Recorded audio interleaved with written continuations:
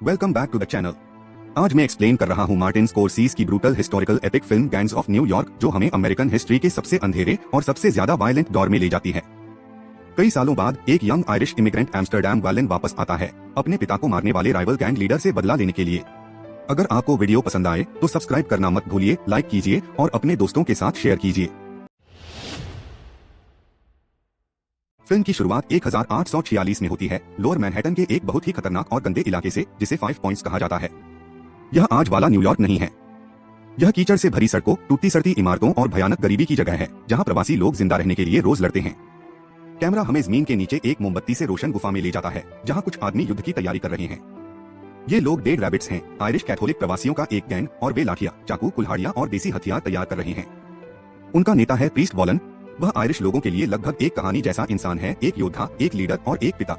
उसका छोटा बेटा उसे तैयारी करते हुए देख रहा है। वॉलन एक रस्म करता है, खुद को और अपने चाकू को आशीर्वाद देता है। वह अपने बेटे से कहता है कि खून हमेशा चाकू पर रहता है और एक दिन वह इस दुनिया की सच्चाई समझ जाएगा। उस लड़के का नाम एम्स्टर्डम है और वह कुछ ऐसा देखने वाला है जो उसकी पूरी जिंदगी बदल देगा।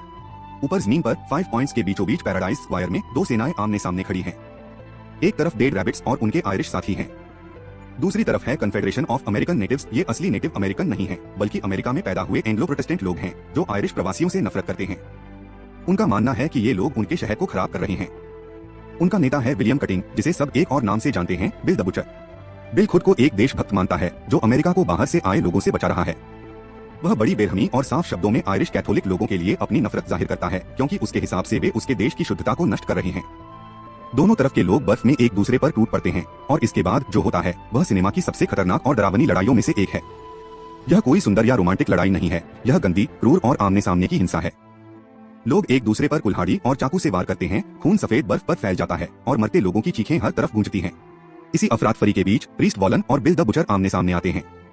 वे थोड़ी देर बात करते हैं, जैसे योद्धाओं के बीच सम्मान हो, और फिर लड़ाई शुरू होती है। बिल ज्यादा तेज और ज्यादा बेरहम है। वह एक लंबा चाकू सीधे वॉलन के पेट में घोंप देता है। खून से भरी बर्फ पर वॉलन गिरते हुए मरने लगता है और पास ही खड़ा छोटा एम्स्टर्डम अपने पिता की हत्या अपनी आंखों से देखता है।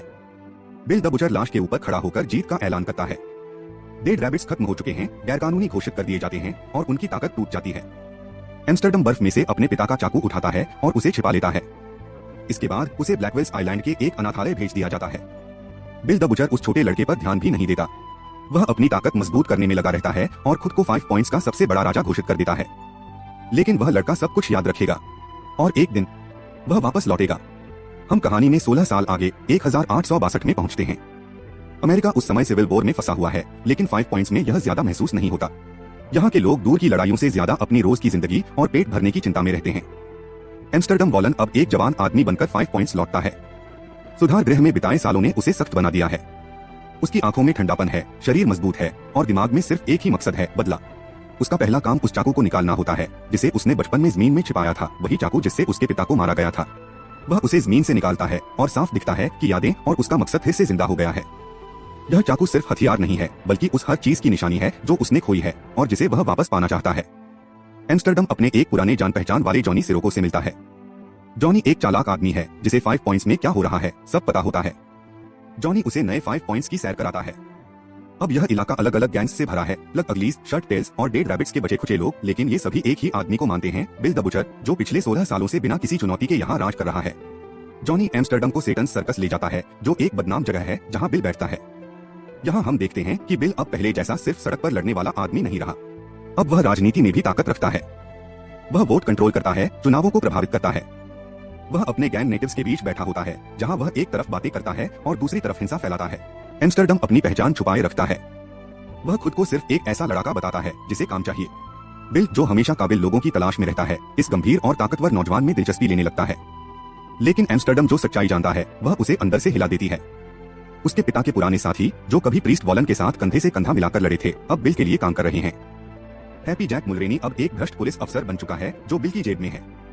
मैकक्लॉइन, जो पहले डेड रैबिट था, अब पूरी वफादारी से बुचर की सेवा कर रहा है। एम्स्टर्डम सोचता है वे उसके पिता की याद के साथ ऐसा धोखा कैसे कर सकते हैं, लेकिन फिर वह समझ जाता है कि 5 पॉइंट्स की यही हकीकत है। यहाँ वफादारी से ज्यादा जिंदा रहना जरूरी है और बिल की ताकत पूरी तरह से हावी है।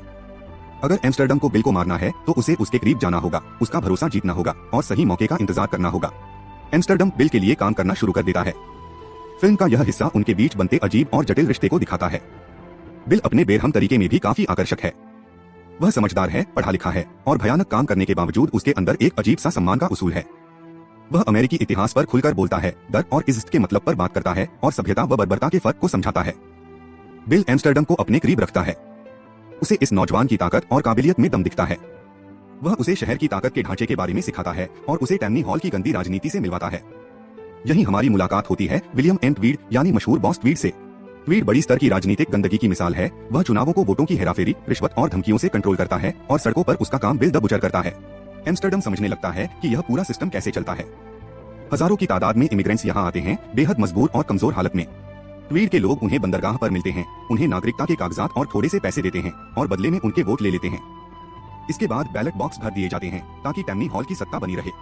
यह लोकतंत्र पूरी तरह से एक मजाक बन चुका है और इस सौदे से बिल और ट्वीड दोनों को भारी फायदा होता है। इसी दौरान एम्स्टर्डम की मुलाकात जेनी एवर्डीन से होती है। वह एक जेबकतरी और ठग है जो 5 पॉइंट्स में बड़ी चालाकी और नजाकत से घूमती है। एम्स्टर्डम और जेनी के बीच तुरंत आकर्षण पैदा हो जाता है, लेकिन बात उलझ जाती है क्योंकि जॉनी भी जेनी को पसंद करता है। जेनी किसी की मिल्कियत नहीं है, वह एक सर्वाइवर है जिसने अक्ल और हालात के हिसाब से ढलकर 5 पॉइंट्स की खतरनाक दुनिया में जीना सीख लिया है। एम्स्टर्डम खुद को एक मुश्किल हालत में पाता है। वह यहाँ बिल को मारने आया था, अपने पिता का बदला लेने।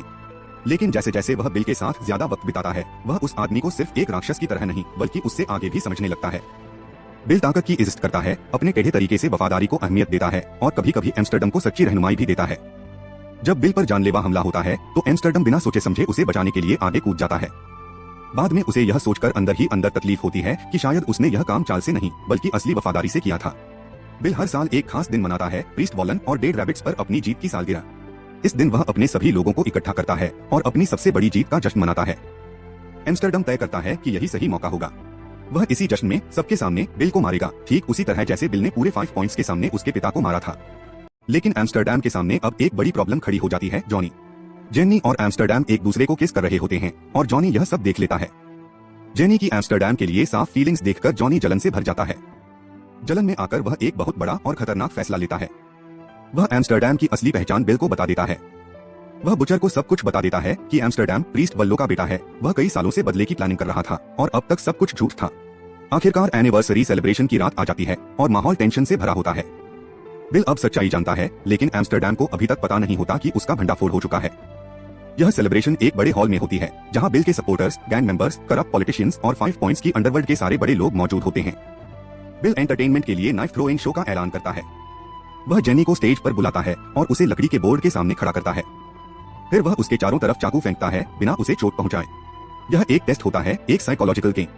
बिल शिकारी जैसी नजरों से एम्स्टर्डम के हर रिएक्शन को ध्यान से देख रहा होता है। वह देखना चाहता है कि एम्स्टर्डम कैसे रिएक्ट करता है।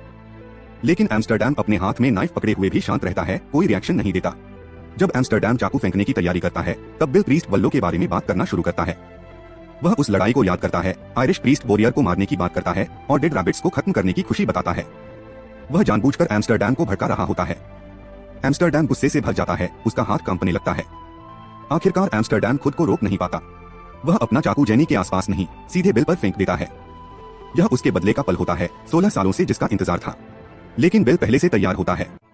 तेज रिफ्लेक्सेस से वह चाकू को रोक लेता है और तुरंत अपना चाकू फेंककर एम्स्टर्डम के पेट में मार देता है। पूरा हॉल अफरातफरी में बदल जाता है। बिल के आदमी एम्स्टर्डम को पकड़ लेते हैं जब वह पलटकर लड़ने की कोशिश करता है। बिल धीरे धीरे उसके पास आता है और उस पल का पूरा मजा लेता है। वह एम्स्टर्डम को बेरहमी और एक एक करके पीटता है और उसे साफ साफ बताता है कि उसे सब कुछ कैसे पता चला और कैसे एम्स्टर्डम उतना चालाक कभी था ही नहीं जितना वह खुद को समझता था। फिर सबसे बड़े अपमान के पल में बिल आग में एक चाकू गर्म करता है और उसे एम्स्टर्डम के चेहरे पर दबा देता है, जिससे उसके गाल पर हमेशा के लिए एक गहरा निशान बन जाता है। लेकिन बिल उसे मारता नहीं है। बिल की उल्टी सोच के हिसाब से एम्स्टर्डम मरने के लायक नहीं है। वह किसी योद्धा की तरह मरने के काबिल नहीं है। इसलिए बिल उसे शहर से बाहर निकाल देता है, सड़क पर कचरे की तरह फेंक देता है और उसे सबके सामने एक नाकाम और कायर साबित कर देता है। इसके बाद के दिनों में एम्स्टर्डम लगभग मर ही जाता है। जेनी उसे ढूंढ लेती है और छुपकर उसकी देखभाल करती है, उसे दोबारा ठीक करती है। वह उससे गिड़गिड़ाकर कहती है कि वह यहाँ से चला जाए, उसके साथ सैन फ्रांसिस्को भाग चले और नई जिंदगी शुरू करे। वे यह सारी हिंसा पीछे छोड़ सकते हैं। लेकिन एम्स्टर्डम शर्म और गुस्से में डूबा हुआ होता है। वह सिर्फ बिल को मारने में नाकाम नहीं रहा, उसे सबके सामने अपमानित किया गया, निशान दिया गया और तोड़ दिया गया। वह ऐसे नहीं जा सकता, इस हालत में नहीं। मंक मकगिन, जो एम्स्टर्डम के पिता का दोस्त था, उसे ढूंढ निकालता है और उसे उसके पिता की तरह सीधा खड़े होने की हिम्मत देता है। वह उसे बताता है कि एम्स्टर्डम फिर से डेड रैबिट्स के बचे खुचे लोगों को इकट्ठा कर सकता है। एक बार फिर एम्स्टर्डम अपना फैसला कर लेता है। अगर उसे बिल का फिर से सामना करना है तो इस बार सही तरीके से करना होगा, पूरी ताकत के साथ। वह बिखरे हुए आयरिश गैंग्स को इकट्ठा करना शुरू करता है, खासकर उन्हें जो उसके पिता को जानते थे। वह अपने लौटने का ऐलान एक दमदार तरीके से करता है। पैराडाइज स्क्वायर में एक मरा हुआ खरगोश लटका देता है, वही निशान जो कभी उसका पिता जंग में लेकर गया था। संदेश बिल्कुल साफ होता है, डेड रैबिट्स वापस आ चुके हैं और अब वे बिल द बुचर के पीछे आ रहे हैं। बिल हैप्पी जैक मुल्राने को भेजता है ताकि वह जांच करे और डराए, लेकिन एम्स्टर्डम पूरी तरह तैयार होता है। वह उस करप्ट पुलिस वाले पर घात लगाकर हमला करता है और उसे मार देता है, गला घोंटकर, और फिर उसकी लाश को स्क्वायर में लटका देता है ताकि सबको साफ संदेश मिल जाए। अब हालात बहुत ज्यादा गंभीर हो चुके होते हैं। यह अब सिर्फ पर्सनल बदला नहीं रहा, यह पूरी गैंग वॉर बन चुकी है। बिल बदला लेता है। वह जॉनी को बुरी तरह पिटवाता है और पैराडाइज स्क्वायर में भाले पर चढ़वा देता है। वह जॉनी को धीरे धीरे मरने के लिए छोड़ देता है ताकि एम्स्टर्डम उसे खुद ढूंढे। फिल्म के सबसे दर्दनाक पलों में से एक में एम्स्टर्डम को अपने पुराने दोस्त की तकलीफ खत्म करनी पड़ती है। जॉनी माफी और पछतावे की बातें करता है और एम्स्टर्डम दया करके उसे मार देता है। हिंसा रुकने का नाम नहीं लेती। जब एम्स्टर्डम के बदले हुए डेड रैबिट्स बिल के एक आदमी मकग्लॉइन को पीट देते हैं तो बिल जवाब देता है। वह पूरी नेटिव अमेरिकन गैंग के साथ मार्च करता हुआ उस चर्च की तरफ बढ़ता है जहां एम्स्टर्डम ने अपने लोग इकट्ठा किए होते हैं। दोनों गैंग सड़क पर आमने सामने आ जाती हैं, हथियार निकले हुए, एक दूसरे को काट डालने के लिए तैयार। लेकिन बिल हमला नहीं करता, अभी नहीं।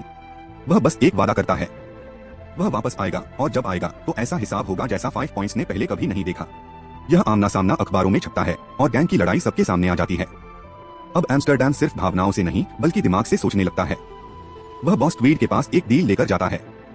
वह कहता है कि वह Irish vote time money hall को दिला देगा अगर ट्वीड शेरिफ के चुनाव में उनके आदमी को सपोर्ट करे, मंक मकगिन, जो बिल की पॉलिटिकल ताकत को चुनौती देगा। ट्वीड मान जाता है और भारी बैलेट फ्रॉड के जरिए मकगिन भारी जीत हासिल कर लेता है। 16 साल में पहली बार बिल की पॉलिटिकल पावर टूट जाती है। अपमानित और गुस्से में भरा हुआ बिल निजी बदला लेता है और मंक मकगिन को उसी के क्लब से मार डालता है। यह हत्या एम्स्टर्डम को आखिरी चुनौती देने पर मजबूर कर देती है। पैराडाइज स्क्वायर में एक ऑफिशियल गैंग बैटल ठीक वैसी ही जैसी 16 साल पहले उसके पिता की मौत का कारण बनी थी। अंतिम संस्कार सरकारी सम्मान के साथ होता है। एम्स्टर्डम बिल को देखता है और उसे सीधी चुनौती देता है। पैराडाइज स्क्वायर में एक औपचारिक गैंग युद्ध बिल्कुल वैसा ही जैसा 16 साल पहले उसके पिता की मौत में हुआ था। बिल चुनौती स्वीकार कर लेता है। अब फैसला पुराने तरीके से होगा, खून और लोहे से। दोनों पक्ष युद्ध की तैयारी करते हैं। डेड रैबिट्स और नेटिव अमेरिकन्स अपने हथियार इकट्ठा करते हैं, लड़ाके भर्ती करते हैं और जान से लड़ने के लिए खुद को मजबूत करते हैं। पैराडाइज स्क्वायर को युद्ध भूमि चुना जाता है। तारीख तय हो जाती है। सब कुछ इस अंतिम टकराव की ओर बढ़ रहा होता है। लेकिन इतिहास की कुछ और ही योजना होती है। जुलाई 1863 में न्यूयॉर्क ड्राफ्ट दंगे भड़क उठते हैं, अमेरिकी इतिहास के सबसे हिंसक नागरिक विद्रोहों में से एक। गरीब न्यूयॉर्क वासी, खासकर आयरिश प्रवासी, जो इस बात से नाराज होते हैं कि उन्हें सिविल वॉर में लड़ने के लिए मजबूर किया जा रहा है, जबकि अमीर लोग पैसे देकर बच निकलते हैं, बगावत पर उतर आते हैं। शहर पूरे अराजकता में डूब जाता है, इमारतें जलने लगती हैं, लोग सड़कों पर मारे जाते हैं और व्यवस्था बहाल करने के लिए यूनियन आर्मी को बुलाया जाता है। जब गैंग्स अपनी लड़ाई के लिए पैराडाइज स्क्वायर में इकट्ठा होती हैं, तब चारों ओर दंगे भड़क रहे होते हैं। तभी बंदरगाह से नौसैनिक जहाज तोपों से हमला शुरू कर देते हैं और दंगों को दबाने के लिए शहर पर गोलाबारी होती है। गैंग युद्ध शुरू होते ही पैराडाइज स्क्वायर में तोपों के गोले फटने लगते हैं। मंजर पूरी तरह क़यामत जैसा हो जाता है। गैंग के लोग तोपों की आग से उड़ जाते हैं, इमारतें ढह जाती हैं, सैनिक भीड़ पर गोली चलाते हैं, दंगाई हर किसी से भिड़ जाते हैं। जो लड़ाई बड़ी योजना के साथ तय की गई थी वह पूरी तरह अराजकता में बदल जाती है और धुएं व खून खराबे के बीच दोनों पक्षों के ज्यादातर लड़ाके मारे जाते हैं। लेकिन इस पूरी तबाही के बीच एम्स्टर्डम और बिल एक दूसरे को ढूंढ लेते हैं। चारों तरफ दुनिया जल रही होती है और दोनों आमने सामने हाथों से लड़ते हैं। दो आदमी अपनी निजी लड़ाई में फंसे होते हैं, जबकि इतिहास उनकी पूरी दुनिया को तोड़ रहा होता है। एक विस्फोट से निकला छर्रा बिल को लग जाता है, वह घायल हो जाता है और धीरे धीरे कमजोर पड़ने लगता है। आखिर में एम्स्टर्डम अपने पिता का चाकू निकालता है, वही चाकू जिससे बिल ने प्रिस्ट वैलन को मारा था, और उसे बिल द बुचर के शरीर में घोंप देता है। बिल गिर पड़ता है और उसके आखिरी पलों में कुछ बेहद खास होता है। एम्स्टर्डम उसका हाथ पकड़ लेता है। ये दोनों आदमी जो पूरी फिल्म में एक दूसरे को खत्म करने की राह पर थे, एक पल के लिए एक दूसरे को समझ लेते हैं। बिल कहता है कि उसे खुशी है कि उसे एम्स्टर्डम ने मारा, अगर कोई और होता तो उसे बुरा लगता। वे दोनों योद्धा थे, हिंसा के ऐसे चक्र में फंसे हुए जिससे कोई भी नहीं बच सका। बिल द बुचर एम्स्टर्डम का हाथ पकड़े हुए मर जाता है, इतनी ज्यादा क्रूरता के बाद एक अजीब सा शांत पल। इसके बाद एम्स्टर्डम ब्रुकलिन के कब्रिस्तान में अपने पिता का चाकू दफना देता है और प्रिस्ट वैलन की कब्र के पास बिल के नाम का एक सादा सा पत्थर खड़ा करता है। यह सम्मान दिखाने का एक तरीका होता है, यह मानने के लिए कि ये दोनों दुश्मन जिंदगी में भी जुड़े थे और मौत में भी। एम्स्टर्डम और जेनी जब कब्रों से दूर जाते हैं तो कैमरा धीरे धीरे पीछे हटता है। यही फिल्म अपना सबसे ताकतवर संदेश देती है। सीन समय के साथ बदलने लगता है और हम दशकों का सफर देखते हैं। ब्रुकलिन ब्रिज बनता हुआ दिखता है, आसमान में ऊंची इमारतें उगती हैं, एम्पायर स्टेट बिल्डिंग, फिर वर्ल्ड ट्रेड सेंटर के ट्विन टावर्स बनते हैं और बाद में गायब हो जाते हैं। आधुनिक न्यूयॉर्क सिटी सचमुच इन भूले बिसरे योद्धाओं की कब्रों के ऊपर खड़ी होती है। कब्रिस्तान धीरे धीरे झाड़ियों से भर जाता है, छोड़ दिया जाता है और आखिरकार विकास के नीचे दब जाता है।